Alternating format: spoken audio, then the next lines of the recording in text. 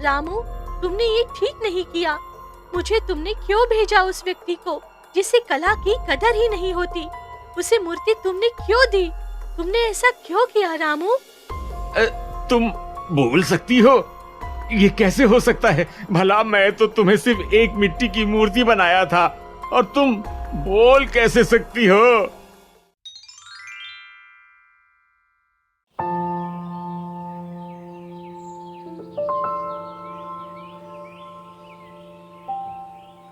अरे रामू, ये मूर्ति कितने में देगा? दिखने में तो इतनी सुंदर लग रही है। कितने पैसे में देगा? ये मूर्ति तो बहुत मेहनत से बनाई है। इसे मैं आपको 5 रुपए में दे दूंगा। अरे ये तो बहुत महंगा है, थोड़ा कम कर ले रामू। इतना महंगा मूर्ति भला कौन खरीदेगा? अच्छा ठीक है, आपको कितना देना है? मैं तो बस 2 रुपए दूंगा इस मूर्ति का। ठीक है, ले जाओ। मुझे पैसे से कोई फर्क नहीं पड़ता, बस मैं इतना चाहता हूँ कि सभी मेरे हुनर की कदर करें, इसलिए तुम ये मूर्ति ले जा सकते हो। अरे यार रामू, तूने इतनी मेहनत से मूर्ति बनाई, हम तो सोच रहे थे तुम 2 रुपए में नहीं दोगे, फिर तुमने इतने कम में मूर्ति कैसे दे दिया? देखो, मूर्ति एक कला है और कलाकार की पहचान रुपए से नहीं होती, इसके हुनर से होती है। मैं चाहता हूँ कि सभी गांव वाले मेरे हुनर को पहचानें और उनकी कदर करें। और ये सारी मूर्तियों में आत्मा होती है, किसी आत्मा की कीमत नहीं लगाई जाती, इसलिए जो जितने में कहता है मैं खुशी खुशी दे देता हूँ। अरे तू तो पागल है। अरे ऐसे में तो तेरी मजदूरी भी ऊपर नहीं होगा और तू तो सबको ऐसे ही फोकट में मूर्ति देता चला जाएगा। सभी वहाँ से चले जाते हैं। गांव वाले कुछ भी कहें, पर मैं अपनी मूर्तियां बनाना और बेचना नहीं छोड़ूंगा। पैसे का क्या है, पैसे तो आते जाते रहते हैं, सभी को बस हुनर की कदर होनी चाहिए। सभी गांव वालों को 1 रुपए में ही मूर्ति दे देता था, जिस वजह से उसकी चर्चा आसपास के सभी गांव में फैल जाती है। तभी एक सेठ उसके घर आता है। अरे ओ रामू, तेरी चर्चा मैंने बहुत लोगों से सुनी है, इसलिए मैं तुझसे एक मूर्ति लेना चाहता हूँ। ये रानी की मूर्ति कितने में देगा?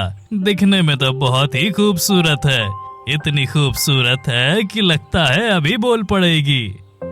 सेठ जी, ये मूर्ति बहुत ही खास है, इसमें आत्मा बसती है, बस इसे जगाने की देरी रहती है। अरे तू पागल है क्या? अरे भला मिट्टी की मूर्ति में कैसे जान होती है? आखिर ये तो मिट्टी की कठपुतली ही है ना। ऐसा मत कहिए सेठ, मैं बहुत मेहनत से ये मूर्ति बनाया है और ये आप मेरी कला की यूं मजाक नहीं उड़ा सकते। अच्छा ठीक है, चल बता मूर्ति कितने में देगा?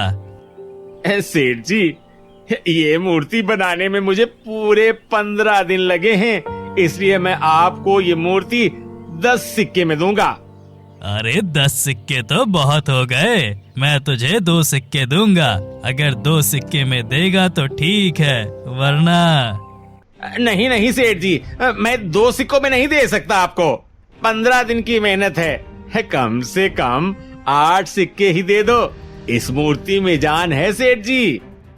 रुक जा, मुझसे जवान लड़ा रहा है। आसपास के सभी गांव में मैं जो कहता हूँ वही होता है।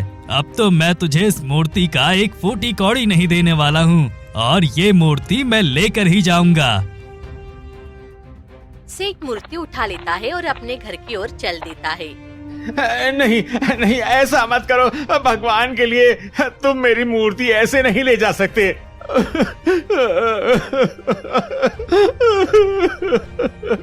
रामू फूट फूट कर रोने लगता है। सेठ उसका एक नहीं सुनता और वो मूर्ति लेकर घर आ जाता है।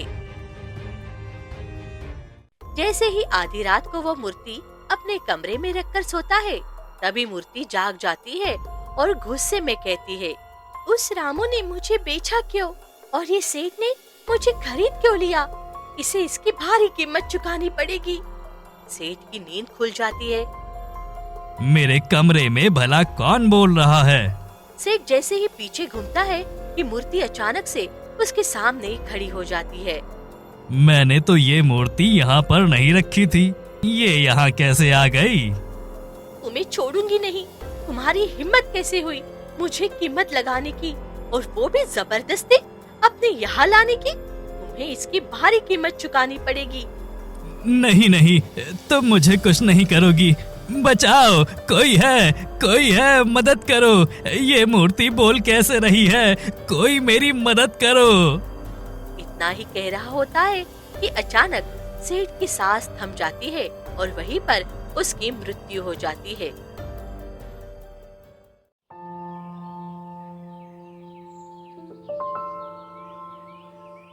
सुबह होते ही हरिया जैसे ही कमरे में आता है। अरे ये क्या, सेठ की तो मौत हो गई है, ये कैसे हुआ? और सेठ ने तो अपने कमरे में रात में मूर्ति रखी थी, और ये सेठ जी का पूरा शरीर मूर्ति की तरह कैसे बना हुआ है? और पूरे शरीर में इतनी मट्टी कैसे लगी हुई है? और वो मूर्ति भी कहीं दिखाई नहीं दे रही, ये भला कैसे हो सकता है? हमका अभी जाकर सब गांव वालों का खबर देनी होगी। हरिया वहाँ से भागकर गांव वालों के पास आ जाता है। अरे गांव वालों, सुनो सुनो, अरे हमरे सेठ की मौत हो गई, वो भी रहस्यमयी तरीके से। अरे ये क्या कह रहे हो तुम? भला सेठ की मौत कैसे? चलो चलकर हम लोग देखते हैं। सभी उसके कमरे में आते हैं। यहाँ पर तो सब बिल्कुल वैसा का वैसा ही लग रहा है। ये देखिए, यहाँ पर बहुत सारी मिट्टी गिरी हुई है, जैसे कि किसी ने इन्हें मारने के लिए मिट्टी का इस्तेमाल किया हो। क्या कह रहा है? मिट्टी से कोई किसी को कैसे मार सकता है? ये काम जरूर रामू की मूर्ति ने किया है। रामू की मूर्ति? ये क्या कह रहा है?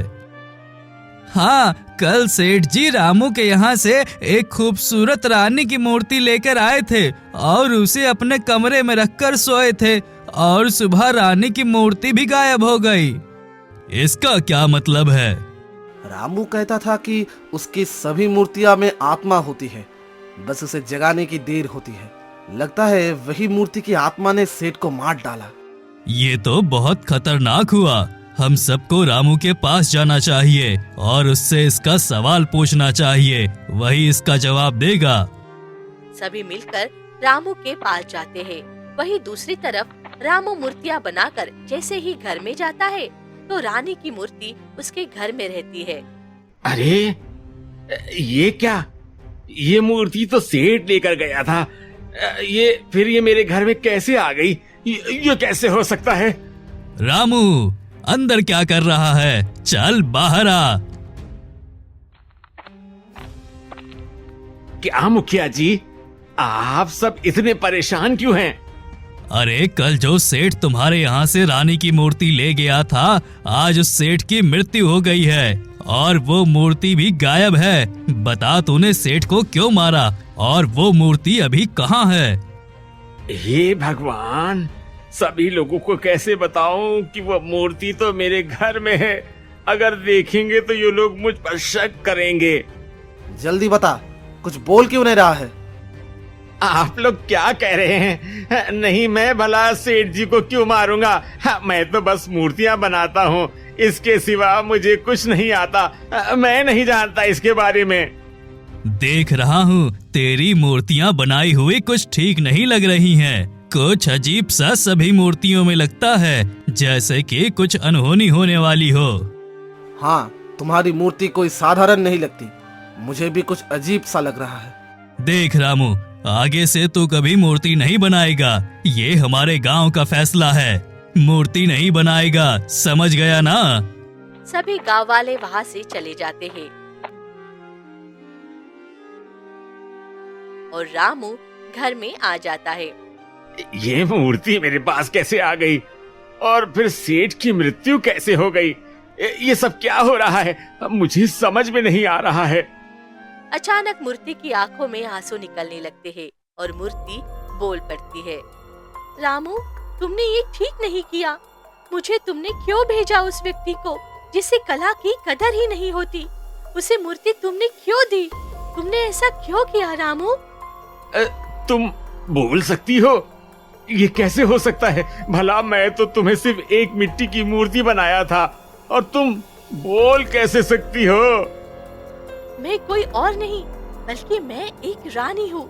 बहुत समय पहले की बात है। मंत्री जी, मैं अपनी बहुत खूबसूरत मूर्ति बनवाना चाहती हूँ ताकि सभी मेरी सुंदरता को देख सके और मैं इतनी सुंदर हूँ कि सब मेरी तारीफ करे। हाँ महारानी, क्यों नहीं। गांव में एक कलाकार है जो कि बहुत ही खूबसूरत मूर्तियां बनाता है। उसकी बनाई हुई मूर्तियां आसपास के सभी गांव में मशहूर हैं। ठीक है, तो तुम उसे लेकर आओ, हम उसके हाथों से मूर्ति बनवाएंगे। जी महारानी, कुछ ही समय में आपके पास हाजिर कर देता हूँ। थोड़ी ही देर बाद मंत्री मूर्तिकार को लेकर आता है। महारानी, बताइए मैं आपकी क्या सहायता कर सकता हूँ? मेरी मूर्ति बनाओ जो कि बहुत ही सुंदर हो, जिसे देख मुझे एक बार में पसंद आ जाना चाहिए। हाँ महारानी, क्यों नहीं। मैं आपकी बहुत ही खूबसूरत मूर्ति बना दूंगा। मूर्तिकार दिन रात लग जाता है और कुछ ही दिन में रानी की मूर्ति बनकर तैयार कर देता है। ये क्या, तुमने इतनी बदसूरत मूर्ति बनाई है? मैं इतनी सुंदर हूँ और तुमने मेरी इतनी खराब मूर्ति क्यों बनाई? तुम्हें इसकी सजा मिलेगी। नहीं महारानी, मैंने ये मूर्ति बाहरी सुंदरता देखकर नहीं बनाई है। आपके हृदय में जो सुंदरता है वही देखकर मैंने ये बनाई है। आपका हृदय साफ नहीं है। आपने कई गरीबों मजदूरों के साथ अन्याय किया है। इसी वजह से आपकी खूबसूरती ऐसी ही है। तुम्हारी इतनी हिम्मत, तुमने एक बदसूरत मूर्ति बनाकर रानी की खूबसूरती पर उंगली उठाई है। सैनिकों, इस मूर्तिकार के दोनों हाथ कटवा ले, सर कलम करवा दिया जाए कि आइंदा कभी ये अपने हाथों से फिर कभी मूर्तियां ना बना सके। इसकी हिम्मत कैसे हुई मेरा अपमान करने की? सैनिक आए और मूर्तिकार को पकड़कर मार देते हैं।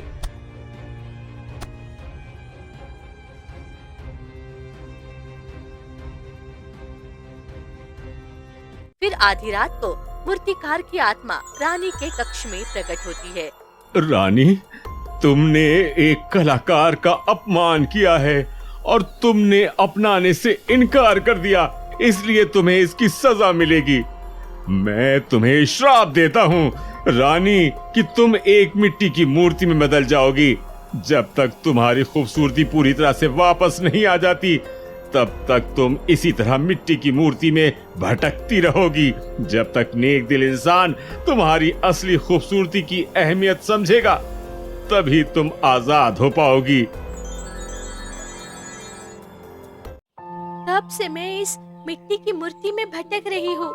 उस सेठ ने मेरी तरह ही तुम्हारी कला का मजाक उड़ाया और वह जबरदस्ती मुझे उठा कर ले गया, इसलिए उसकी मृत्यु हो गई। और तुम वो हो जो सबकी इज्जत करते हो और सभी मूर्तियों में जान समझते हो, इसीलिए तुम ही मुझे इस रूप से आजाद कर सकते हो। भला मैं आपको इस रूप से कैसे आजाद कर सकता हूँ? तुम भी एक मूर्तिकार हो और ईमानदारी से काम करते हो। तुम पैसे नहीं देखते, कला का महत्व देते हो, इसीलिए तुम्हें अपनी खून की आहुति मेरी मूर्ति पर देना होगा। तुम्हारे खून की बूंद पड़ते ही मैं मूर्तिकार के श्राप से आजाद हो जाऊंगी, क्योंकि एक सच्चे मूर्तिकार का श्राप एक सच्चे मूर्तिकार से ही हट सकता है। ठीक है, अगर मेरी कुछ खून की बूंदों से आपका श्राप हट सकता है तो मैं ये जरूर करूंगा। रामू अपनी हथेली काटकर कुछ खून की बूंदें मूर्ति पर डालता है। तभी एक तेज रोशनी फैलती है और रानी अपने असली रूप में आ जाती है।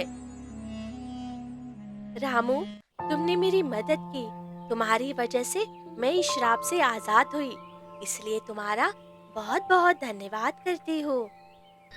रानी, मैं बस आपकी एक प्रतिमा बनाया था। मुझे नहीं पता था कि मेरे एक हुनर के पीछे इतनी बड़ी कहानी छिपी होगी। ये तो अच्छा हुआ कि आप अपने असली रूप में आ गईं। रानी अपने पहने हुए जेवर निकालकर मूर्तिकार को दे देती है। ये सारे जेवर रख लो, ये अब मेरे किसी काम के नहीं है। मैं अब अपने राजमहल जाती हूँ। महाराज मेरे लिए बहुत परेशान होंगे। तुम इस मूर्ति से ऐसे ही खूबसूरत मूर्तियाँ बनाना और सभी को अपनी कला का प्रदर्शन करना। पर गांव वालों ने मुझे मूर्ति बनाने से मना किया, उसका मैं क्या करूं? तुम चिंता मत करो, कल सुबह होते ही सभी गांव वाले ये बात भूल जाएंगे। जिस तरह मेरे श्राप के साथ जितनी भी घटनाएं हुई है, वो सारी घटनाएं गांव वाले भूल जाएंगे। तुम एक सामान्य जिंदगी जी सकते हो।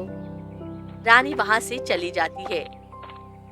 फिर रामू उन्हीं जेवर से अपना एक अच्छा सा दुकान बनाता है और सुंदर सुंदर मूर्तियां बनाने लगता है और कुछ ही सालों में वो बहुत अच्छा कलाकार बन जाता है, जिसे देख गांव वाले सभी उसकी तारीफ करने लगते हैं।